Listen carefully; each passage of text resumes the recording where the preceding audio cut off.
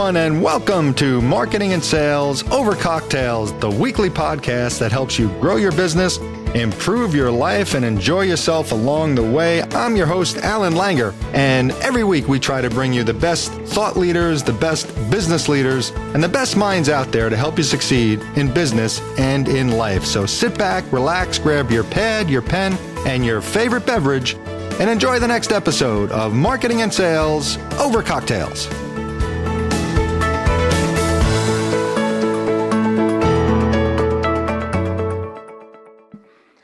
Hello, everyone, and welcome back to Marketing and Sales Over Cocktails. This is your host, Alan Langer. We are flying along already in 2021, and I've got a really great, interesting guest tonight to talk about consumer behavior. It's a topic that we really haven't covered in the podcast so far. We obviously talk about sales and marketing and consumers with that regard, but this is about products and some really cool stuff. And my guest is going to be Michael Solomon, who's considered the premium expert in this category. But before we get to Michael, like we always talk about, a couple of quick housekeeping items. The website is marketingandsalespodcast.com.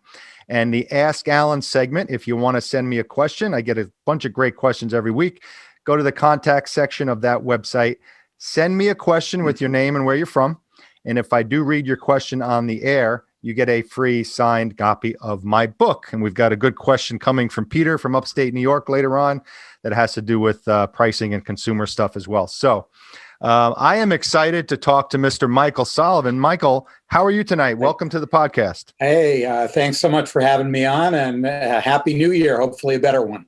Yes, hopefully we when this is coming out, you're going to have a new book coming out, which we're going to chat about a little later. But before we get there, we always start with a virtual cheers. So I kind of told you off air that I was having some computer difficulties and I was stressed. So this sip is going to be very good for me. So cheers, Michael. Thanks for being on. Salud, as my grandfather used to say. Yeah, nothing like technology to drive you to drink. Right? Oh, yeah, exactly. So, Michael, this is podcast number 38. And Michael, I think he found me or I found him. I'm not sure how, but as soon as I saw his background, I was like, I got to have him on the podcast because this is really great stuff because the people who are fans of my book or have read my book, I don't know if there's fans of it, but people who have read my book know I have a whole chapter about pricing. And pricing, I love to geek out on it because it's such a psychological thing. And Michael takes the whole thing about consumer behavior into that level, into that psychological realm. So he wrote a book called Consumer Behavior, Buying, Having, and Being, which is really considered one of the Bible of consumer behavior. And he has a mantra, which is really cool. He says, we don't buy products because of what they do. We buy them because of what they mean. So, Michael, give us a little background on how you got to where you are and your expertise and all of that good stuff. Sure. And again, thanks for having me on. And, I have to warn you, never ask a college professor to tell you how he got to where he is, because he might tell you, and we don't have that long. But as you said, my focus, I'm actually, my doctorate is in psychology. And for many, many years, I've been focusing on the study of consumer behavior. So I've been a professor of marketing for many years. And I specialize in consumer behavior. I teach it at the undergraduate and graduate level. Currently, I'm at St. Joseph's University in Philadelphia. I've taught at a number of universities here and abroad. And basically, I got into this when believe it or not, back in the last century, when I did my PhD dissertation, I decided to do it on what was called then the dress for success phenomenon. Some of your listeners may remember that. And, that was all about the importance of appearance, to job success, et cetera. And that's actually, still a very, very important topic, even though we're all wearing sweatpants these days. But, I got into that because I realized that there was a lot of research, ton of research being done on the impact of appearance on your outcomes in life. whether you get a longer jail sentence if you're unattractive, things like that. I'll take my word for it. There's quite a bit, but almost all of it focused on the face and up. So it was only about facial, people who were lucky enough to be born looking like Tom Cruise or something like that. Right. And what I realized was, we all have bodies, and we put things on our bodies, and we put things around our bodies, and today we put things in our bodies.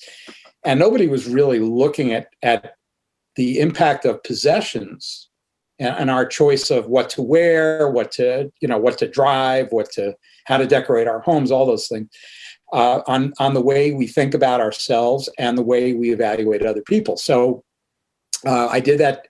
I did my dissertation on that topic. I found some pretty cool results there, started to work and develop an area of the psychology of fashion.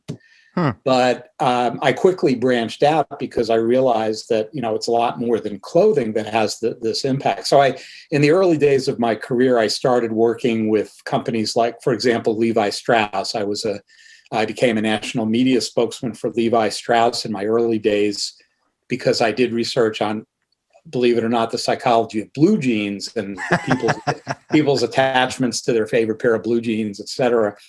And so over the years, I started to branch out. I started to look at automotive and cosmetics and footwear and home furnishings and even financial services. The point is that the way we define ourselves is so much a function of the things we choose to buy or the things we choose not to buy.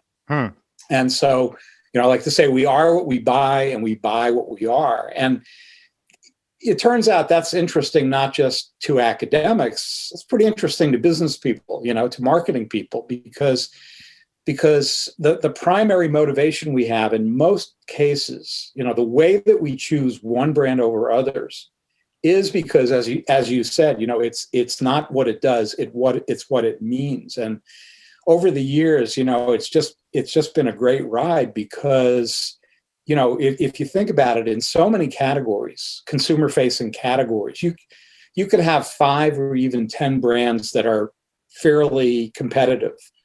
But in almost every case, there's going to be 1 or 2 brands that are really head and shoulders above the others.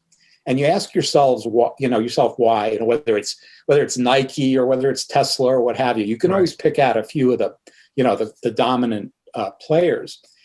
And, what's funny is very often when you do research with consumers, and we can, talk more about that if you'd like, how we do that. And it makes managers crazy to hear this because you'll often put, let's say it's something like toothpaste, if you're marketing a brand of toothpaste, you live and breathe that toothpaste brand, you think it's wonderful. Mm-hmm. The problem is when you put it in front of consumers, you put 5 brands in front of them, you say, which is the best? You know what they often say? They're all pretty good. Right. They're all pretty good, which is the last thing you want to hear. Right. But again, there's going to be 1 or 2 maybe where they're not going to say that, where they're going to say, oh, that's, that brand really floats my boat. Mm-hmm. And so to me, the big challenge for business people is figuring out how to take their brand, let's assume that there's a minimum level of quality or performance, which it has to work. Mm-hmm. But once that's kind of that gets your ticket punched. But then how do you get to that level of what I call brand resonance, which means that a brand becomes part of really who you are for some reason. And there are a variety of ways to do that. But when you look at the winning brands, they're the ones that have figured that out. And it's usually because they are telling a story. Right. And my guess is when you do your sales training and all the things that you do, my guess is that word comes up. It's a whole chapter in my book, and what you said there resonated quite a bit as far as they buy the products because what they mean. When I do sales training, I always say you never ever sell the product. You sell the feeling of what it is to own the product. You sell the problem that the product solves, and then what is the feeling of not having this problem anymore? oh, okay, now you know that feeling. This is how you're going to get there. Let me show you my product. Exactly. And, and marketing is all about solving problems. Right. The thing is that many of those problems are not functional problems. They go beyond functional. Right. So, you can, if you have something like, I don't know, power tools, something like, my wife doesn't allow me to use power tools, but something that's putting things together or whatever. Sure, it's got to perform a function, but for so many of the things that are important to us, as I said, sure, we assume that it performs a function, but it goes so far beyond that, because by participating in that brand story, you're becoming part of that brand community. Mm-hmm. You're identifying with other people who use the same brand. And, I'm sure many of your listeners, have had this experience hundreds of times where you pull up to a stoplight and the person next to you is in the exact same car you're in.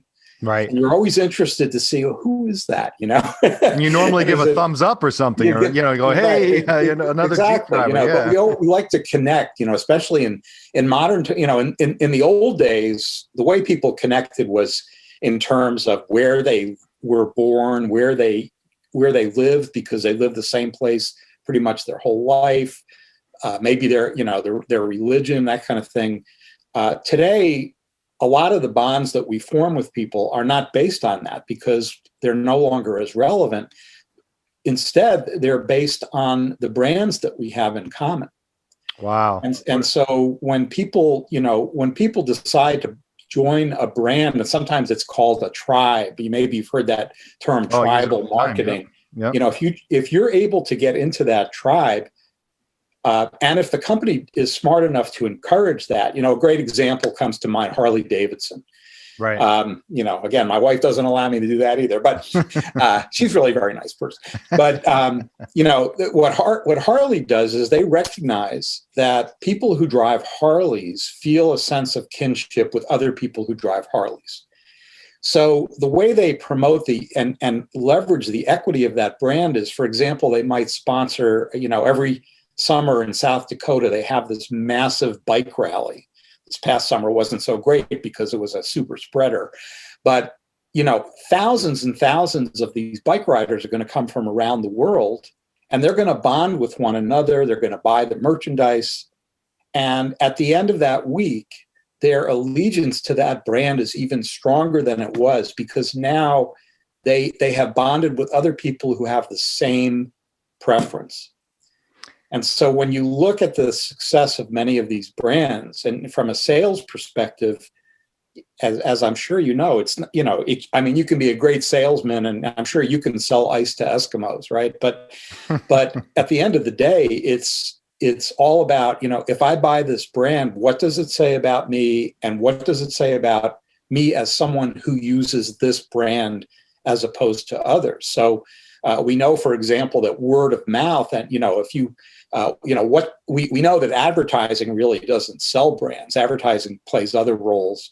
But what sells brands is word of mouth and personal referrals or recommendations. Mm-hmm. And so it's a matter of reaching out, not just to the company that creates the brand, but even more so to the community of people who use that brand. Well, this is it's word of mouth that is the sales tool. Advertising or, other collateral, those are just props that help you in that process. This is also fascinating because when you're talking about the brands like Harley Davidson, and for me, Apple comes to mind immediately, because talk about a tribe. And this just happened to me the other day. So I started a text conversation with someone who I had literally just met. And when I sent her a text, she sent back, "Oh, you're green." I have an Android phone. And so my texts come through as green, not as blue, because on the Apple iPhone, they come through as blue for my message. And immediately I was ostracized because I was not an Apple iPhone user right off the bat. And I was like, I was actually fascinated, like, wow, you're judging me because of the phone that I'm using. You didn't drink the Kool-Aid. And you know what? There's research that shows that children as young as 3 or 4 years old make those distinctions. They actually have learned to judge people, judge other kids based on the brands they use, and it only gets worse from there. Yeah. And part of that is, if you want to talk about the psychology of it a little bit, basically the way our brains work is that we're really driven to put things into categories and assign them labels because we want to understand them.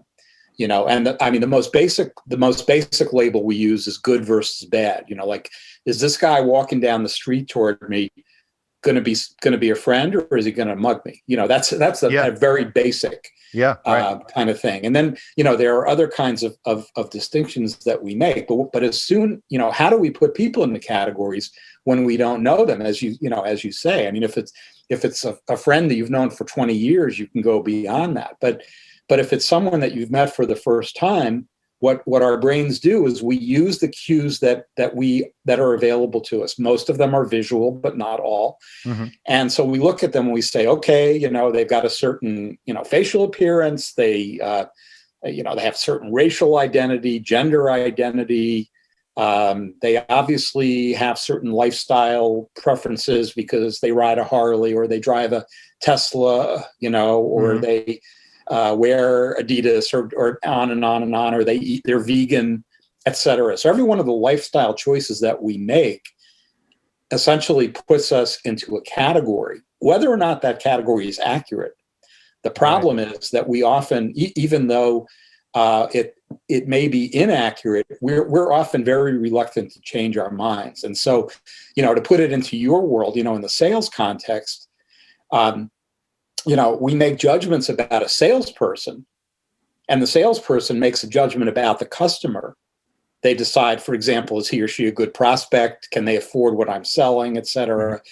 And once we put them into that category, it's very, very difficult to change that. So in sales, as in the rest of life, the expression, you never get a second chance to make a good first impression. Right.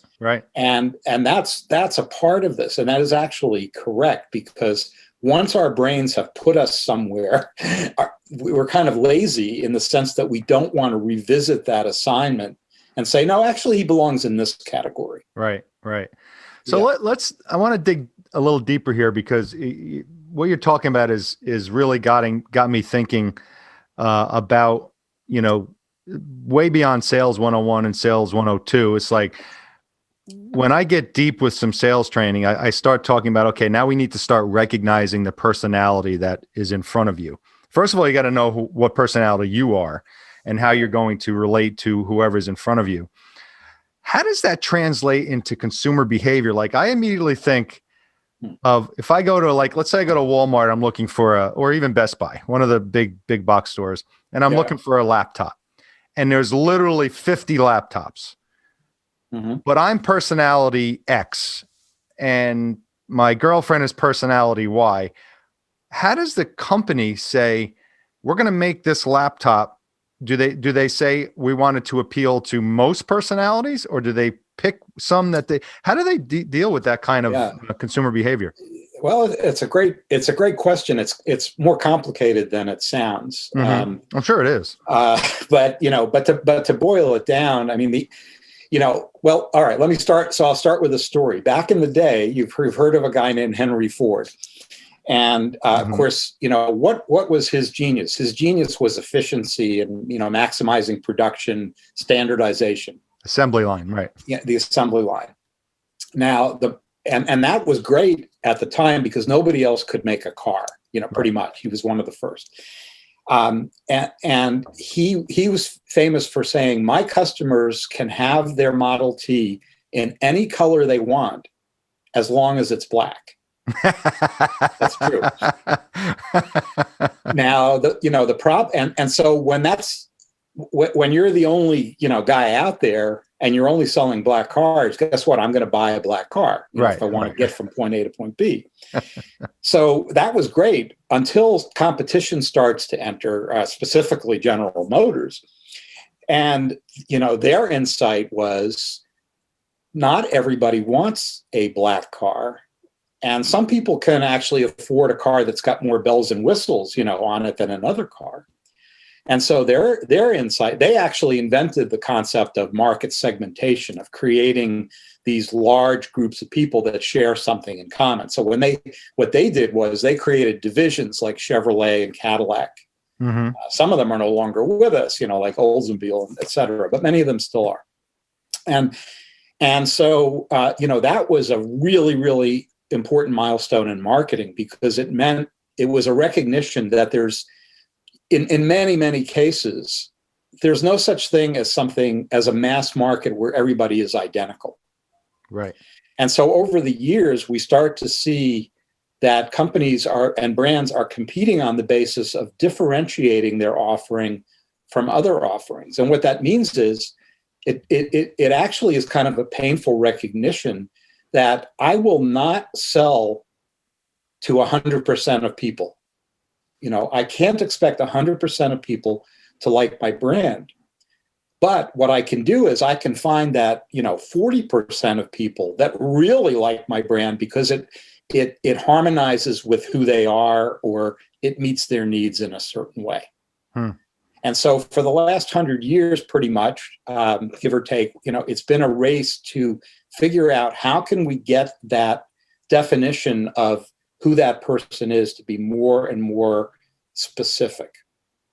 So in the early, and so in the 1950s and 60s, I hope I'm not giving you a long history lesson that you don't want, but no, it's fascinating to me because in the 50s and 60s, we had something called broadcasting that came around, right? Mm-hmm. Yeah. And what that meant was, some people are old enough to remember that we had only three television stations. And so if you wanted to reach almost all of the United States, on a Sunday night, you could pretty much count on the fact that they were watching Ed Sullivan. Right. And so if you buy your advertise, you're going to reach a pretty big swath of people. Now, fast forward to today, and other than maybe a Super Bowl or the Olympics, where are you going to find a large majority of people that are tuned in, at the same moment? You're not. Because in the first case, many of them are probably taping whatever it is and watching it at a different time. But now we have, what do we have? I don't know, 1,500 channels, mm-hmm. and nothing on most of them. But each of them is very, very specific. And so as the technology improves, it becomes possible to get to the point where we no longer, even what General Motors did no longer works very well anymore. And actually the book that I've just written, it's coming out. The basic premise is that we can no longer rely on the tried and true techniques of market segmentation, because people are no longer content to be pigeonholed into these categories. Right. So when I say to my undergraduates, if I say to them, well, brand X basically looks at you or let's say the women in the class, and I say, well, you're all women in your 20s and you go to a private urban university. Therefore, you're all identical, aren't you? And they look at me like I'm crazy, because they know that they're not identical. Right. And with the advent of technology, that internet thing, which looks like it's probably going to take off, we are literally able to fine tune our access to the brands that are out there, even if they're not sold at our corner store. So whether it's music or clothing or food or science or whatever it is, we're able to actually create at this point what we call a market of one. And so Alan can be my market segment. And anybody who does internet marketing and who is really good at SEO and all that stuff, and I'm sure you talk about a lot of that. Mm-hmm. Anytime you're fine-tuning your messages, let's say on Facebook ads or something, based on what a person has already chosen in the past, because that's how SEO works, right? And behavioral tracking and so on. You're literally creating a market of one, because you and I could be, fairly similar to one another in a lot of ways, and I suspect that we are. But your preferences may be slightly different than mine. Let's say we're talking about music. You might be into a certain kind of obscure music, and I'm into a different kind of, I don't know, the the British invasion from the 60s, Mhm. So even though we still overlap to a large extent, we're not identical. Right. And the companies that figure out how to tailor a very personalized, specific message from a specific message from a sales point of view, that's where that's where you don't have to sell anymore, right? I mean, Exactly. a famous Peter Drucker, famous management theorist, Yep. once wrote, "The aim of marketing is to make selling superfluous." Yep. Now, I don't know if you I've, want to hear that or not, but the point is it's that true though. if I create an offering that is so perfectly aligned to what you are looking for, I don't have to sell it to you. Right. You're just going to reach out and take it. Right. Right. And you have to, you're right. You're 100% right, because that's where marketing and sales have to align, and everybody needs to be on the same page. So, and I absolutely love that quote, because you're right. If it's marketed properly, the only thing the sales guy or the sales girl has to do is not screw it up, basically. Right. It would be an order taker, and Yeah. make sure they get the right order. But Right. now, So- fortunately, I guess for salespeople, that kind of 100%, resonance doesn't happen too often. Doesn't happen. Yeah. But let's say I got a lot of small business owners in the audience, a lot of solopreneurs. So when talk about and you're touching on it now, as far as really narrowing in your service or your offering. Talk about something that they could focus on, or like, let's say they have, I don't know, 3 products. Let's say they sell software. What would you say to them, not the big company, but the small company, about their product offerings? Well, what I would say to a company of any size, and I'm often surprised, when I work with the big companies over the years, how many of them don't do this. Don't assume that you know who your customer is. Mm-hmm. Because what I found, my experience is, we often have in our minds, and we always have somebody in mind, as we're kind of, maybe you're developing a sales presentation or something. What we often have is the customer that we want to have, rather than the customer that we actually have. So when you see, for example, so many brands are chasing certain type, like, let's say a woman in her late 20s or early 30s who makes a really good income, that could be your ideal customer, and everybody wants that customer. Nobody wants the woman who is 60 years old and lives by herself.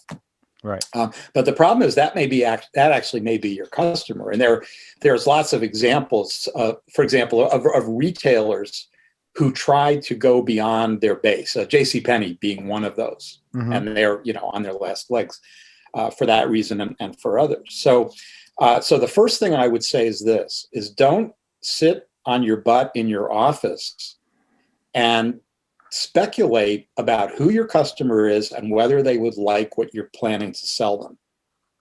Go out, and what I like to say is, fish where the fish are. Right? Go out into this community of people. Let's say you have already a fan base, a customer base. Go out and talk to those people. Don't just assume that you understand them. And there are certain industries that are really good at this and others that aren't. So, for example, personal care products, a Procter and Gamble, they get it. They understand it. Some industries, like, let's say, furniture. The furniture industry is notoriously reluctant to rely on anything but their own insights. There are going to be exceptions. Really? And then we could talk about lots of other industries in between. But the point is that you need to get out and at least validate your assumptions by doing consumer research. And when you do that research, there are many ways to do it. We could devote another 20 hours to talking about that. But one thing that's often very helpful, that a lot of people are doing today, is they're creating what's called a persona. I don't know if you talk about that. I don't personally, but it's funny that you're mentioning this, because I'm actually doing some individual coaching with a consumer researcher now. That's what she does. And she's starting her own firm, and I'm talking about that, helping her do that. But it's what you're talking about is stuff that she's mentioned to me that I didn't even know existed. So this is cool Yeah. stuff. So yeah, please go on. Yeah. Well, basically, and I'm going to tell you why it's not as good as it sounds in a minute. But what's good about it is what you do when you create a persona. Some people call it an avatar. Yep. What you're doing is you're identifying as specifically as possible your customer. So basically, you have a story. You might have and it's not a real person. It's kind of an amalgamation of many of your customers. Right. So let's say that you're Lululemon, right? Mm-hmm. Phenomenally successful. Now, when the guy who came up with that concept, Chip Wilson, he basically created a male persona and a female persona, which was the customer that he always wanted to have in mind as he started and his team started to develop their offerings. And so it might be, for example, and you can guess who that customer is. She might be, let's say, a woman, kind of like what I was just saying. She's in her 20s. She's prioritizes fitness. She spends X number of hours a week exercising, but she also does X, Y, and Z. She travels here, or at least pre-COVID.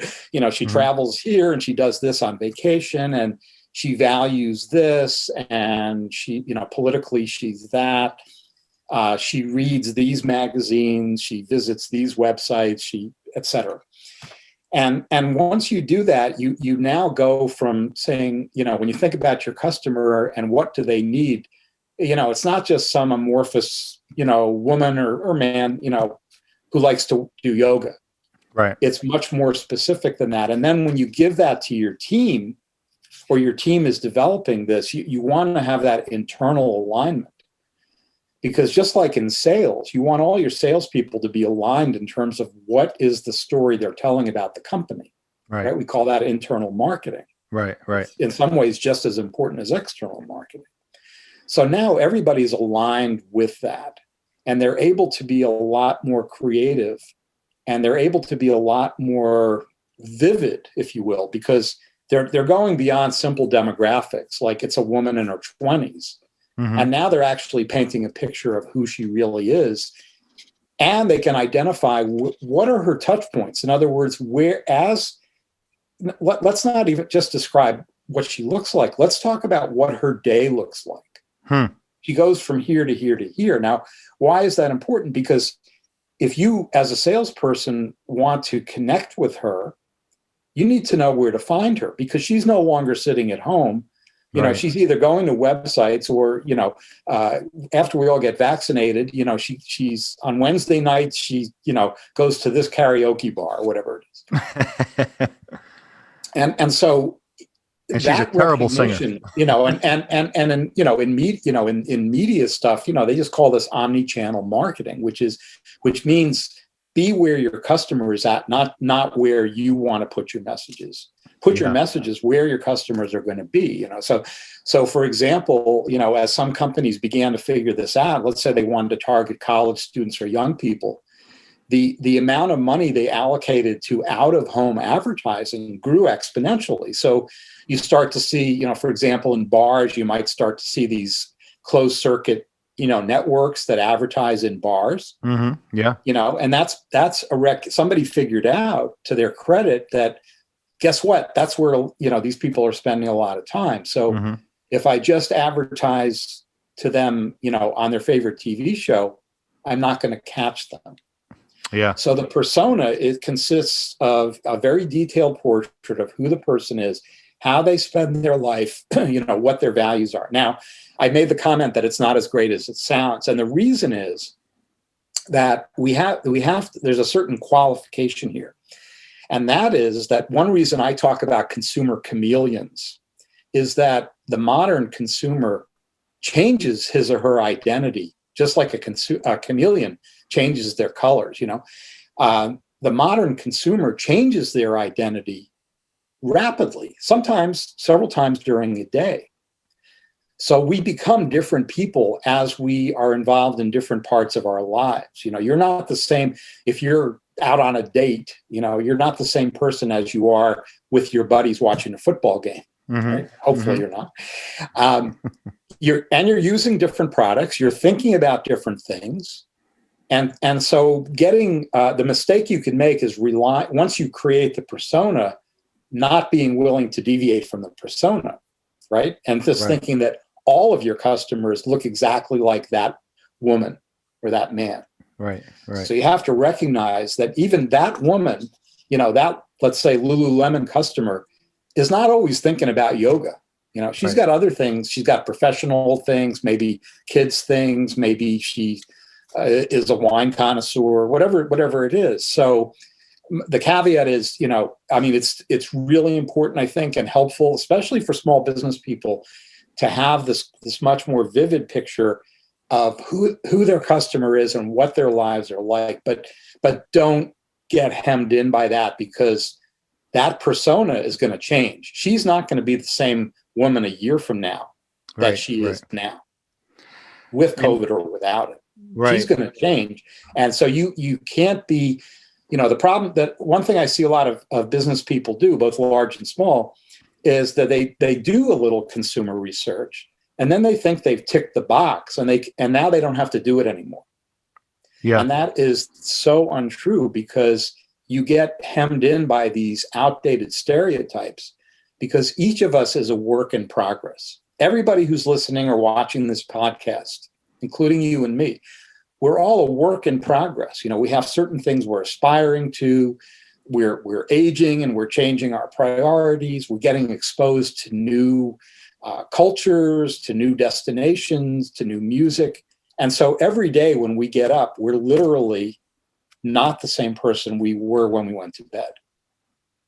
That's fascinating. That really is. So if you're focusing on your client avatar, your persona, and you do your research and you say, okay, this is my client avatar, and then you do your marketing based on that avatar, but then that avatar, you're saying, is going to change at some point. How do you know when to change? How do you know when to refocus your marketing? Well, ideally, you're in the field all the time collecting feedback from these people. So it's constant research then. Well, and here, and here's where we get, I was making this point before about the importance of the community to salespeople. You're probably, I don't know if you're familiar with the 80-20 rule. Do you talk about that? Oh yeah, absolutely. Yep. Okay. Yep. So, that has different, plays out differently in different fields, but in marketing, we say that, as a guideline, rough guideline, 80% of your sales come from 20% of your customers. Right. Now, that's not gospel, the 80-20, although it often does work out pretty close. Yeah. But what it says is that most marketers are a lot more focused on getting their next customer than they are on getting more value from their existing customer. I think that's 100%. And we know that it's far more expensive to acquire a new customer than it is to keep an old one. Yeah. But we tend to, it's kind of like you make a good friend and you take them for granted, and you don't bother checking in with them anymore because, they're your buddy. They'll understand. Mm-hmm. That 20% or whatever that number is, that when you want to talk about salespeople, they are the best salespeople that you have, because they become your brand evangelists. Mm-hmm. And so they are the best resource for getting feedback, not just about your marketing, by the way, but about your products themselves. So ironically, in industrial marketing, like chemicals and things like that, they figured this out years ago. You take something like the chemicals industry, not the sexiest industry, but in that industry, research has shown that something like 70 to 80% of ideas for new chemical products came from the company's customers. Not from that high, really. Not from their own, engineers. Wow. So it varies by industry, but in virtually, and that's why, and so today when we talk about, influencer marketing and bloggers and things like that, these people can not only, number one, they can be a brand evangelist, because if they like your brand, they're going to push it. But they can also be an amazing source of feedback about how you should improve your brand. So I don't think of them as consumers. I think of them as co-creators. Wow. And the irony is that in many cases, and you mentioned Apple before, frankly, they're the prime offender, although I shouldn't tell them how to do their business. They seem to have figured it out. But, they're notorious for not letting anybody peek under the kimono, right? They won't release, it's a scandal if somebody, an employee of Apple leaves a design for the new iPhone in a bar, right? That's happened a couple of times by accident.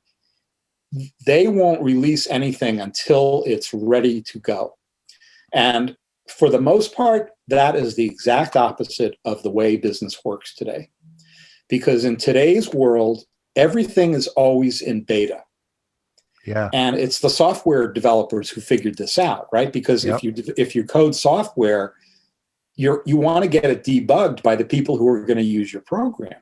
Yep. So if you don't get their input and then you release it to the market and there's thousands of bugs in it, you're doomed, right? Yeah. Yeah. So they're never reluctant to share, for the most part, to share their code. Now, consumer products companies were kind of late to the game on that.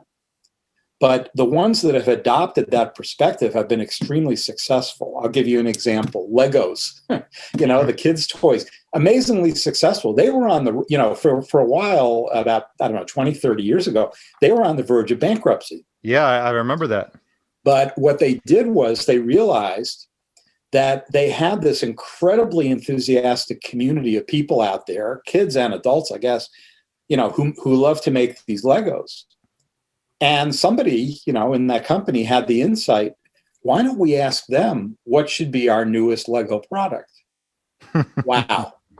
So today they have a Lego community of, I think, something like 10,000 people who are their customers, who regularly contribute ideas. Here's what I want to see next. Yeah. And if they make it, they'll reward them for that, because that's incredibly valuable marketing intelligence, right? Well, what's really neat is you just this was just this past weekend. I have a 12-year-old daughter, and I'm in Rhode Island, and Hasbro is located. Main headquarters of Hasbro is in Providence. Right. And I found out just by accident from a mother I was speaking to that Hasbro has a program for Rhode Island kids to come in and play with their toys, and they get all this feedback from the kids, and that's exactly. And she's like, you got to sign up for it, because you play with the toy and you go home with it. If it's, even if it's got bugs in it, you still keep the toy for free, but they have all the information from the kids. Ironically, the kids toy industry, they're pretty advanced. Companies like Mattel, they all have these sophisticated labs where they're going to have kids play with their Barbies or whatnot and watch them very carefully. And they've been doing this for many years. So this is no surprise to them, but I can tell you that many, many companies don't do this on a systematic level. But the ones that do really benefit because again, one of the biggest mistakes I see, and again, small business, big business, you're not leveraging your 20, you're more focused on your 80%. Mm-hmm. And that is the biggest asset you have from a sales perspective, getting these people to sell for you. The direct selling industry is, I guess, figured this out, and very successful, the Amways and Tupperwares of the world. Mm-hmm. But many others haven't. Yeah. This is great stuff, Michael. It really is. So I want to segue into your book before we run out of time here. And then we'll get to the Ask Alan question. But tell me about your new book, which is called The New Chameleons. We mentioned chameleons before, you did. Connecting with consumers who defy categorization. So what does that mean, and what's your book about? And I think it's coming out pretty right around the time this podcast is coming out. So hopefully people can pick it up. Yeah. Well, thanks. Basically, what I've done in the book is I've identified a bunch of very fundamental assumptions we make about customers. Very fundamental. And we talked at the beginning about labels.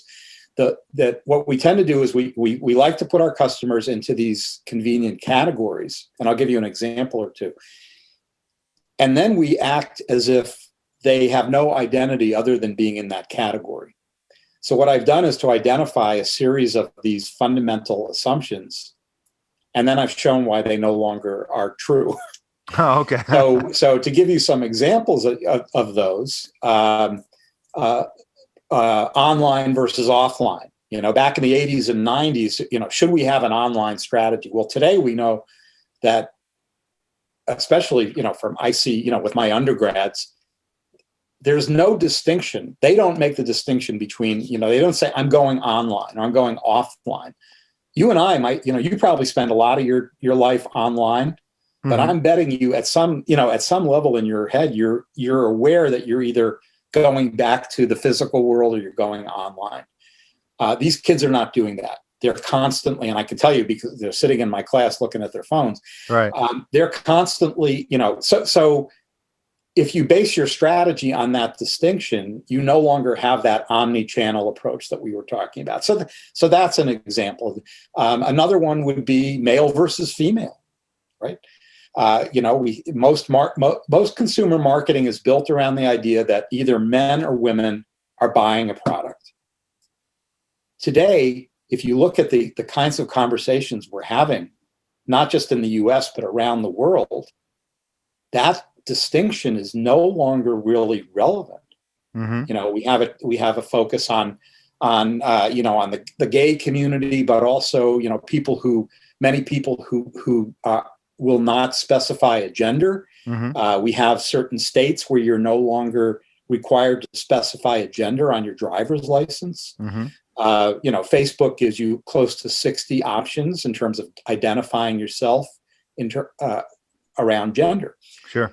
Now that's very controversial, but it's incredibly important if you're in an industry, let's say the fashion industry. If you look at what a lot of the big fashion houses are doing, COVID aside, and all the adjustments they're making, many of the big houses are no longer having fashion shows for their men's lines and their women's lines. The products are being melded together. Right. So again, changing your mindset and looking between the lines there is something that's very important. So no matter your listeners are all into some industry that has certain categories it uses. For example, in the fashion industry, you might have, let's say, resort wear and casual wear and athletic wear and things like that. That entire industry is organized that way. Every industry is organized in some way. The real potential for success is if you can look beyond those, you identify what the categories are, you look beyond them and you look for hybrids. So, for example, we have, let's say in the automotive industry, what do they say? Well, they talk about coupes, they talk about convertibles, sedans, the minivan Chrysler invented the minivan, right? But now, what is the biggest selling category? It's the SUV. That's a category that didn't exist 20 years ago. Right. So the SUV is a hybrid of the sedan and the minivan. Right. Right. And in just about any industry, you can do this. And there are success stories, and I talk about some of them in the book, where you take the existing categories and you say, I don't want those categories because I'm going to come up with a new category. Yeah. Right. And so whether it's, demographic like black versus white, that's largely going away. Male versus female, as I already said. Buying versus leasing is another one. Humans versus robots is another one. In sales, that's a very, very important one. I don't know if you talk about that, but as automation is taking over in the sale, with call centers and chatbots and all that kind of stuff, people no longer are making the distinction as they used to between a human and a non-human who is a salesperson. Yeah. And I mean, I do an entire keynote presentation on this. It's fascinating to me. Saudi Arabia actually granted citizenship to a robot. Really? Yeah.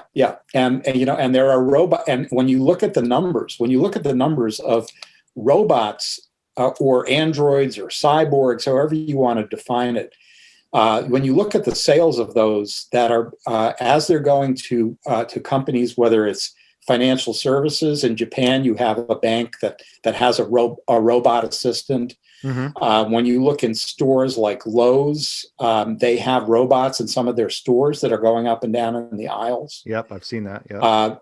The sales profession is going. People talk about how truck drivers are going to be displaced by self-driving trucks. Mm-hmm. I think the sales profession is going to be one of the most disrupted professions as AI and artificial intelligence gets more and more sophisticated. We're going to see an amazing disruption in this category. Because this is a whole other category to talk about right here. And I'm going to, after we wrap this up, I want to talk to you offline about this a little bit, but we're running out of time. So okay. This is really a fascinating topic, Michael, but let's get to the Ask Alan question here. And I know this has a little bit to do with consumer behavior, but it also has to do with pricing. And I know, with your experience, I'm sure you can add some insight on this, but Peter from upstate New York writes in, what is the best way to price my products from a psychological standpoint? And I have a little bit of an answer to that, but how would you answer that for Peter? Yeah. Well, pricing decisions are strategic decisions. It's part of the so-called marketing mix that we love to talk about, the 4 Ps. And what that means is that pricing is not just it's not just the economic value you assign to a product. It's part of your marketing strategy. I agree. Right, which means you have to be willing sometimes to go lower or higher than you want to based on the economic value.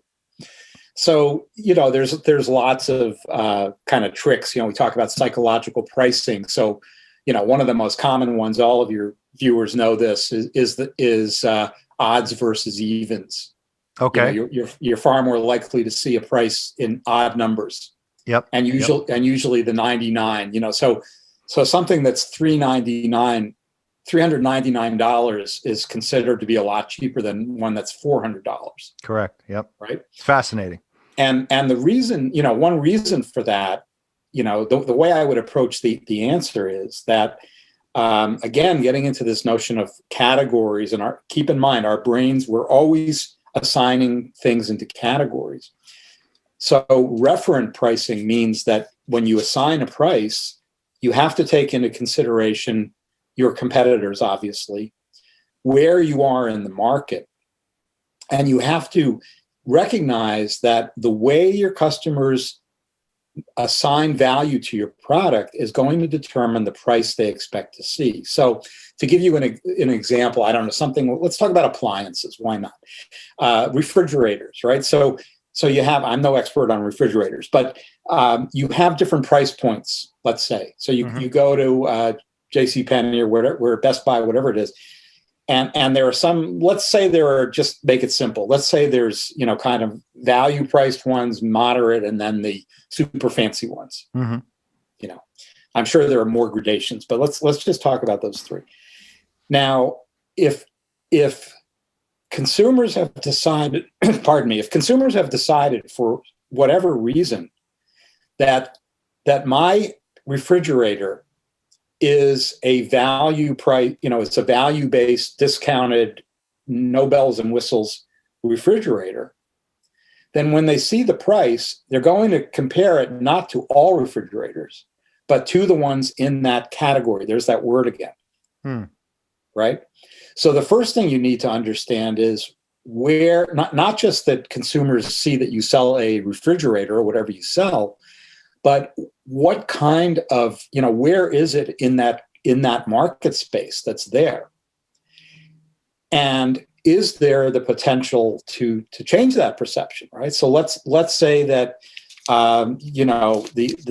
that first level, let's say that they sell for $300. I'm obviously making up the number, but the intermediate level, the typical price is $500, and then the higher level is $900. I know those aren't real prices, right? But if I want to sell my refrigerator for $500, I've got to make sure that when I ask people, I want you to name 3 brands of refrigerators that are in the moderate range.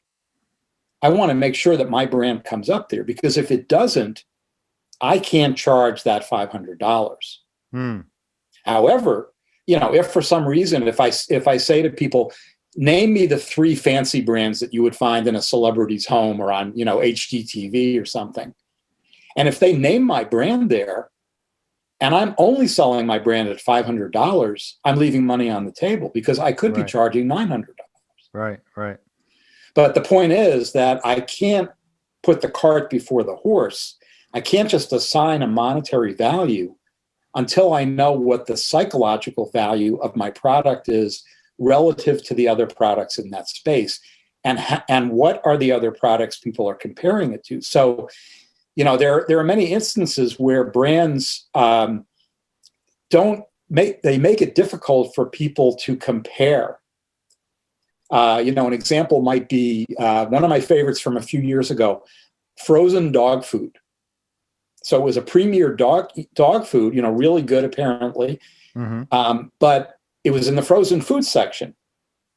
Now, when people go to buy the dog food at the grocery store, they go to the section that's got all the dog food. So they're not going to be looking in the frozen food section. Right. And they're not going to be evaluating it the same way. So you can either walk away from money because you could be underselling. Depends obviously what kind of product it is. So, if it's a luxury product of some kind and your viewer didn't specify what kind of product it is, ironically, what we often find there is that as you raise the price, we're all familiar with the famous demand curve, as you raise the price, demand goes down. Right. Not always true. Right. If it's a luxury product, ironically, there have been many cases where, a piece of jewelry or whatever it is doesn't sell for $100. So they raise the price to $200 and then it sells. Right. But that's not going to work for a refrigerator. Right. So you need to understand what is, where are you doing business and how are people thinking about that? And how are they using price as a cue to tell them what that product is and where it's supposed to compete? This is that is a wonderful answer, because like I mentioned off the air with you beforehand, I have a whole category. I have a whole chapter in my book about pricing and how psychological it is, because most companies, with the exception of the retail industry, makes the mistake of basing pricing on an algorithm or a spreadsheet, or let's sit at Starbucks and figure out how much we should charge and what our profit margin is. Whereas if they actually say, okay, like you said, instead of charging $4.23 because that's going to give us the proper margin, you make it $4.97, and that's going to feel psychologically better to the customer. One of the things I would add for Peter, besides what you said, which was brilliant, is, and you actually brought it up, is like, you should always, if you can, present your product or your service in choices of 3, because the brain loves the choice of 3. Exactly.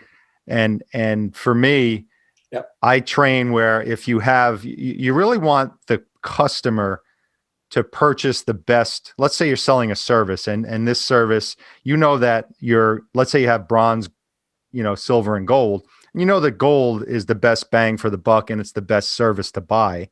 But obviously it's the most expensive. And most companies make the mistake of saying, I just want them to buy the silver. I want them to buy the middle one. Where I'm like, you want them to buy the gold one because that's the one they're going to be the most happy with. So price your products. Let's say it's the famous example is the movie theater popcorn, where the manager had a small for $3 and a large for $8. And they never sold any larges. They only sold a $3 popcorn. I'm sorry, it was $7. So he said, well, let's make a medium. And the assistant manager said, well, okay, we'll make the medium $5, $3, $5, and $7. He's like, no, let's make it $6.50. So now you make it $6.50. The $7 popcorn looks like, whoa, what a great deal. It's only 50 cents more and I get a large. So that's how I talk about pricing. If you can put it in 3 and guide the customer psychologically toward the better deal, they're going to feel better about buying it, and they're going to think that they got a good price. Absolutely. And the power of three. I mean, there's a reason that the example I gave was I use three categories. Yeah, absolutely. Yeah, exactly. So, well, Michael, we have to go. This has been a fascinating conversation. And I just want to remind people to get your book, The New Chameleons, Connecting with Consumers Who Defy Categorization. I think it's going to be fascinating. I can't wait to pick it up when it comes out. If people want to contact you or say hello or look you up, where can they find your information? Sure. Well, they can go to my website, which is simple. It's michaelsolomon.com. Okay. And if they go there, there's a way to email me. My phone number's there, etc. Okay, great. And are you on LinkedIn as well? Because a lot of my listeners absolutely. Yep, okay, LinkedIn. Awesome. Mm-hmm.